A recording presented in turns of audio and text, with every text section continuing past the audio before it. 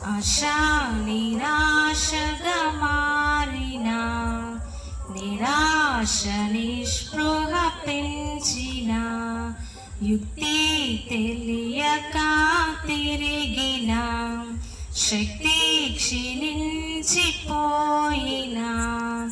వెన్ను తట్టి తండ్రిలా నిలిపి నడిపించితివి. నీవే కొండ కోటగా నిలిచి బలపరచితివి. వెన్ను తట్టి తండ్రిలా నిలిపి నడిపించితివి.